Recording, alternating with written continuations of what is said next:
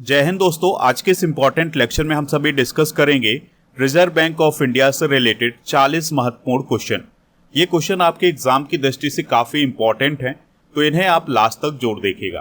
तो पहला और इम्पोर्टेंट क्वेश्चन आपसे पूछा जा रहा है, आरबीआई के 26वें गवर्नर कौन बने हैं? यानी रिजर्व बैंक ऑफ इंडिया के 26वें गवर्नर कौन बने हैं? आंसर हो जाएगा संजय मल्होत्रा। तो संजय मल्होत्रा आरबीआई के 26वें नंबर के गवर्नर बने हैं। दोस्तों, संजय मल्होत्रा राजस्थान कैडर के 1990 बैच के आईएएस ऑफिसर हैं। अब तक वो राजस्व सचिव के रूप में काम कर रहे थे, लेकिन अब वो आरबीआई के गवर्नर के रूप में काम करेंगे और वह आरबीआई के 26वें नंबर के गवर्नर बने हैं। इस बात को आप जरूर नोट करें। और वो आरबीआई के गवर्नर के रूप में शक्तिकांत दास का स्थान लेंगे। दोस्तों, शक्तिकांत दास का कार्यकाल 10 दिसंबर 2024 को पूरा हो गया है, तो उनके स्थान पर संजय मल्होत्रा को आरबीआई का गवर्नर नियुक्त किया गया है। शक्तिकांत दास की अगर हम बात करें तो 12 दिसंबर 2018 को वह आरबीआई के गवर्नर बने थे और वो 2 टर्म तक आरबीआई के गवर्नर रहे हैं। दोस्तों, शक्तिकांत दास को 2023 और 2024 में दुनिया का टॉप सेंट्रल बैंकर भी चुना गया था। तो ये सारी इंफॉर्मेशन आप नोट कर लें। अगला क्वेश्चन है, वर्तमान यानी 2024 में भारतीय रिजर्व बैंक यानी आरबीआई के कितने डिप्टी गवर्नर हैं? आंसर हो जाएगा 4 डिप्टी गवर्नर। तो आरबीआई में एक गवर्नर होता है और 4 डिप्टी गवर्नर होते हैं। तो वर्तमान में आरबीआई में 4 डिप्टी गवर्नर हैं। दोस्तों, आरबीआई के डिप्टी गवर्नर कौन कौन है? Swaminathan Janaki Raman, T Ravishankar, doctor M D. Patra और एम. राजेश्वर राव। ये 4 डिप्टी गवर्नर भी हैं। इसके अलावा आरबीआई में गैर सरकारी निदेशक कौन कौन हैं? तो रेवती अय्यर, प्रोफेसर सचिन चतुर्वेदी और सतीश काशीनाथ मराठे, स्वामीनाथन गुरुमूर्ति, आनंद गोपाल महिंद्रा, वेणु श्रीनिवासन, पंकज रमण भाई पटेल, डॉक्टर रविंद्र एच ढोलकिया, अजय सेठ, नागराजू मद्दिराला। तो ये इसके गैर सरकारी निदेशक भी हैं। अगला क्वेश्चन है, आरबीआई यानी रिजर्व बैंक ऑफ इंडिया की स्थापना कब हुई थी? तो इसकी स्थापना 1 अप्रैल 1935 को हुई थी। ये क्वेश्चन कई बार एग्जाम में पूछा गया है कि आरबीआई की स्थापना कब हुई थी? तो 1 अप्रैल 1935 को हुई थी।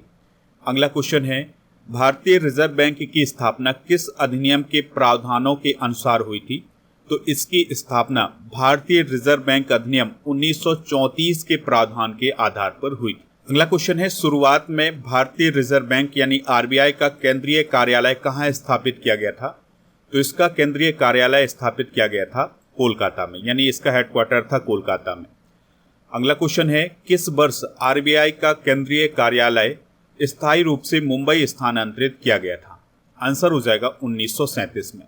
देखिए, 1935 में जब आरबीआई की स्थापना हुई थी तब इसका हेडक्वार्टर कहाँ था? कोलकाता में। लेकिन फिर इसके बाद 1937 में इसका हेडक्वार्टर कहाँ आ गया था? मुंबई में। ठीक है, तो इसको आप याद रखिएगा। अगला क्वेश्चन है, भारतीय रिजर्व बैंक यानी आरबीआई का राष्ट्रीयकरण कब किया गया था? तो इसका राष्ट्रीयकरण किया गया था 1 जनवरी 1949 को। राष्ट्रीयकरण का मतलब ये है कि भारत सरकार ने आरबीआई को अपने अंडर में ले लिया था। अगला क्वेश्चन है, भारतीय रिजर्व बैंक के पहले गवर्नर कौन थे? तो सर ओसबॉर्न स्मिथ आरबीआई के पहले गवर्नर थे और ये आरबीआई के पहले अंग्रेज गवर्नर भी थे। इस बात को भी आप याद रखिएगा। अगला क्वेश्चन है, भारतीय रिजर्व बैंक के पहले भारतीय गवर्नर कौन थे? तो सी.डी. देशमुख आरबीआई के पहले भारतीय गवर्नर थे। ठीक है, यहाँ पर आप सी.डी. देशमुख को देख सकते हैं। अगला क्वेश्चन है, आरबीआई के प्रतीक चिन्ह में किसे चित्रित किया गया है? तो देखिए, यहाँ पर आप आरबीआई का लोगो देख सकते हैं। तो इसमें आपको एक पेड़ दिखाई देता है जो कि ताड़ का पेड़ है और दूसरा एक टाइगर है जो कि रॉयल बंगाल टाइगर है। तो आरबीआई के प्रतीक चिन्ह में आपको ताड़ का वृक्ष और रॉयल बंगाल टाइगर दिखाई देता है। तो इस क्वेश्चन का राइट आंसर क्या हो जाएगा? ऑप्शन नंबर सी, यानी ए और बी दोनों। अगला क्वेश्चन है, भारतीय रिजर्व बैंक यानी आरबीआई के गवर्नर की नियुक्ति कौन करता है? तो भारत के प्रधानमंत्री के द्वारा आरबीआई के गवर्नर की नियुक्ति की जाती है। दोस्तों, आरबीआई के गवर्नर की नियुक्ति रिजर्व बैंक एक्ट के अनुसार केंद्र सरकार के द्वारा की जाती है और आरबीआई गवर्नर की नियुक्ति अपॉइंटमेंट कमेटी ऑफ कैबिनेट यानी एसीसी के द्वारा की जाती है। अगला क्वेश्चन है, भारतीय रिजर्व बैंक यानी आरबीआई के गवर्नर की नियुक्ति प्रधानमंत्री किनकी सलाह पर करते हैं? तो वित्त मंत्री की सलाह पर प्राइम मिनिस्टर के द्वारा आरबीआई के गवर्नर की नियुक्ति की जाती है। जैसे अभी संजय मल्होत्रा जी की नियुक्ति हुई है, तो उनकी नियुक्ति करने से पहले प्राइम मिनिस्टर मोदी जी ने निर्मला सीतारमण जी से सलाह ली होगी। अगला क्वेश्चन है, भारतीय रिजर्व बैंक के गवर्नर की हर माह की वेतन कितनी है, यानी कि उसे कितनी वेतन मिलती है एक माह में? तो 2.5 लाख रुपए वेतन मिलती है। अगला क्वेश्चन है, आरबीआई के गवर्नर का कार्यकाल कितने वर्ष का होता है? तो दोस्तों आमतौर पर 3 वर्ष का होता है आरबीआई के गवर्नर का कार्यकाल। अगला क्वेश्चन है, भारतीय रिजर्व बैंक का लेखा वर्ष यानी अकाउंटिंग ईयर कब से कब तक होता है? तो इसका अकाउंटिंग ईयर होता है 1 जुलाई से 30 जून तक। कब से कब तक होता है? 1 जुलाई से 30 जून तक। अगला क्वेश्चन है, आरबीआई के कौन से गवर्नर भारत के वित्त मंत्री भी रहे हैं? आंसर हो जाएगा मनमोहन सिंह, यानी मनमोहन सिंह आरबीआई के गवर्नर भी थे और फिर वो आगे जाकर के पीवी नरसिम्हा राव जी की सरकार में वित्त मंत्री भी बने थे। दोस्तों डॉक्टर मनमोहन सिंह एक अर्थशास्त्री थे और वह 1982 से लेकर 1985 तक आरबीआई के गवर्नर रहे हैं। अगला क्वेश्चन है, निम्नलिखित में से कौन सा आरबीआई का मौद्रिक नीति साधन नहीं है? अगला क्वेश्चन है, निम्नलिखित में से कौन सा आरबीआई का मौद्रिक नीति साधन नहीं है? आंसर हो जाएगा सरकारी खर्च, यानी सरकारी खर्च पर नियम बनाने का काम आरबीआई का नहीं है। ठीक है, बाकी बैंक दर, खुला बाजार परिचालन और नगद आरक्षित अनुपात, इन सभी पर वो अपनी नीति बनाता है। सरकारी खर्च पर कोई भी नीति नहीं बनाता है। अगला क्वेश्चन है, किस आयोग ने रिजर्व बैंक ऑफ इंडिया की स्थापना की सिफारिश की थी? आंसर हो जाएगा हिल्टन यंग आयोग। तो इसी आयोग की सिफारिश पर आरबीआई की स्थापना की। अगला क्वेश्चन है, 1 रुपए का नोट जिसे करेंसी नोट बोला जाता है, इस पर किसके हस्ताक्षर होते हैं? तो इस पर वित्त सचिव के हस्ताक्षर होते हैं। किसके हस्ताक्षर होते हैं दोस्तों? वित्त सचिव के हस्ताक्षर होते हैं। यहाँ पर आपको कंफ्यूज नहीं होना है। जैसे अगर आपके पास 100-50 का नोट है तो उस पर आरबीआई के गवर्नर के हस्ताक्षर होंगे, लेकिन अगर आपके पास 1 रुपए का नोट है तो उस पर वित्त सचिव के हस्ताक्षर होंगे। भारतीय रिजर्व बैंक यानी आरबीआई के एकमात्र गवर्नर कौन थे जो बाद में भारत के प्रधानमंत्री भी बने हैं? तो वो हैं डॉक्टर मनमोहन सिंह। डॉक्टर मनमोहन सिंह 1982 से 85 तक आरबीआई के गवर्नर रहे हैं। अगला क्वेश्चन है, रुपए के चिन्ह का निर्माण किसने किया था? तो डॉक्टर डी उदय कुमार ने रुपए के चिन्ह का निर्माण किया था। यहाँ पर आप रुपए का चिन्ह देख सकते हैं।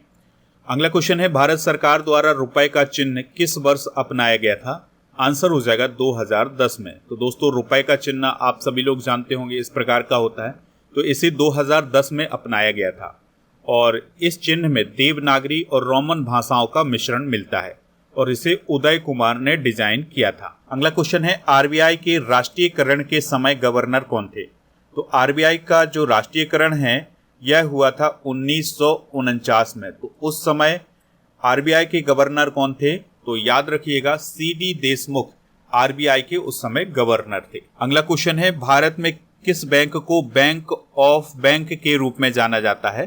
तो आरबीआई को दोस्तों बैंक ऑफ बैंक कहा जाता है, यानी बैंकों का बैंक भी कहा जाता है। अगला क्वेश्चन है, आरबीआई के किस गवर्नर का कार्यकाल सबसे कम रहा है? तो अमिताभ घोष का कार्यकाल सबसे कम समय तक रहा है। वह 20 दिनों तक आरबीआई के गवर्नर रहे हैं। इस बात को आप नोट कर लें।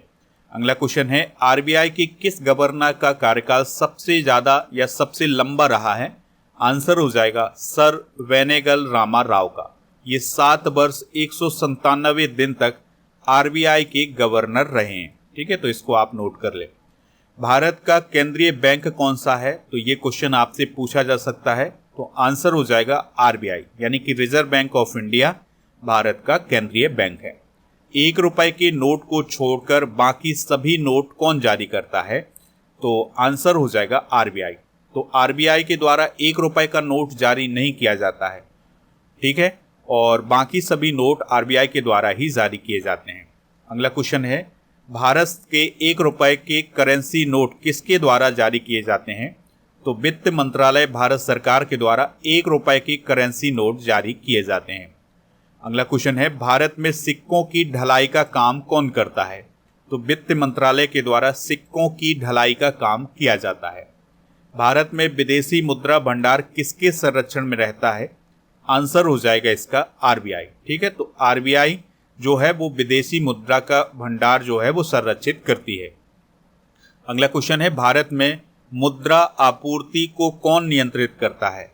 तो आरबीआई के द्वारा मुद्रा आपूर्ति को नियंत्रित किया जाता है।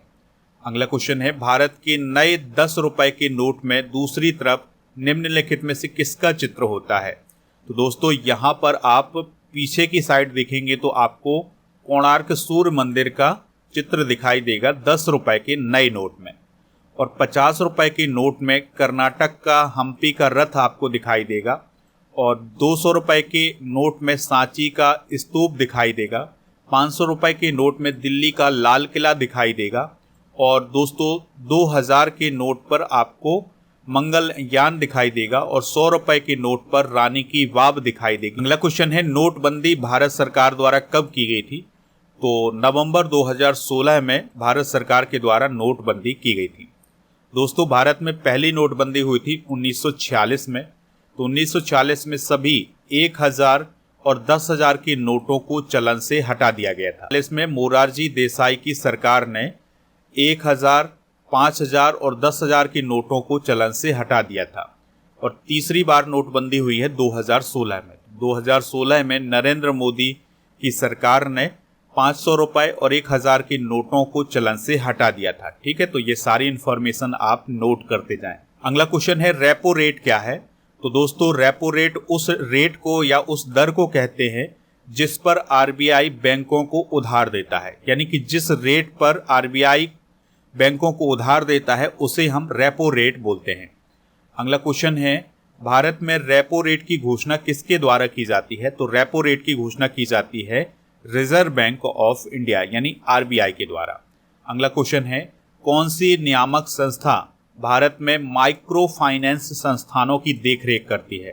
तो आरबीआई यानी भारतीय रिजर्व बैंक के द्वारा जो माइक्रो फाइनेंस संस्थाएं हैं उनकी देखरेख की जाती है। अगला क्वेश्चन है, भारत में मौद्रिक नीति समिति की अध्यक्षता कौन करता है? तो जो मौद्रिक नीति समिति होती है उसकी अध्यक्षता करता है आरबीआई का गवर्नर। ठीक है, अगला क्वेश्चन है, निम्न में से किस संस्था को आरबीआई रेगुलेट नहीं करता है? आंसर हो जाएगा इसका उपकरण एवं निवेश संबंधी संस्था को। ठीक है, तो उपकरण और निवेश संबंधी संस्था को आरबीआई रेगुलेट नहीं करता है। बाकी आवास एवं वित्त बैंक को और गैर बैंकिंग वित्तीय कंपनियों को आरबीआई के द्वारा रेगुलेट किया जाता है। अगला क्वेश्चन है, भारतीय मुद्रा नोट किस स्थान पर छापे जाते हैं? तो यह छापे जाते हैं दोस्तों नासिक में। तो जो हमारी करेंसी होती है या जो नोट होते हैं वो नासिक महाराष्ट्र में छापे जाते हैं, जबकि होशंगाबाद, मैसूर और कर्नाटक में नोट छापने के लिए जो कागज है वो तैयार किया जाता है। अगला क्वेश्चन है, निम्नलिखित में से कहां पर सरकारी टकसाल स्थित है? आंसर हो जाएगा इसका मुंबई और हैदराबाद में। तो इस क्वेश्चन का राइट आंसर हो जाएगा ऑप्शन नंबर डी।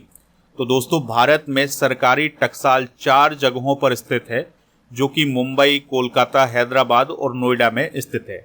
टकसाल एक ऐसा स्थान होता है जहां पर सिक्कों की ढलाई की जाती है या सिक्के बनाए जाते हैं। ठीक है, तो दोस्तों ये थे आरबीआई से रिलेटेड कुछ इंपॉर्टेंट क्वेश्चन। ये क्वेश्चन एग्जाम की दृष्टि से इंपॉर्टेंट हैं, तो इन्हें आप नोट कर लें।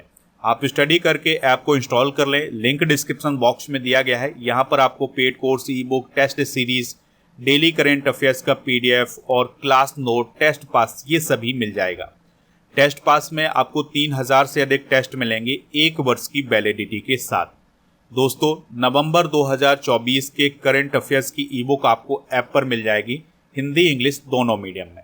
इसके अलावा जनवरी से नवंबर तक के करंट अफेयर्स की ई बुक भी आपको ई बुक वाले सेक्शन पर मिल जाएगी, हिंदी इंग्लिश दोनों मीडियम में। टेस्ट सीरीज वाले ऑप्शन पर डेली करंट अफेयर्स का टेस्ट और मॉक टेस्ट मिल जाएगा। इसके अलावा ई बुक वाले सेक्शन पर आपको जीके और करंट अफेयर्स की ई बुक मिल जाएगी। टेलीग्राम चैनल को ज्वाइन कर लें, लिंक डिस्क्रिप्शन बॉक्स में दिया गया है। टेलीग्राम चैनल पर आपको पीडीएफ भी मिल जाएगा। दोस्तों स्टडी करके व्हाट्सएप चैनल और इंस्टाग्राम पेज को भी फॉलो कर सकते हैं। इन सभी का लिंक डिस्क्रिप्शन बॉक्स में दिया गया है।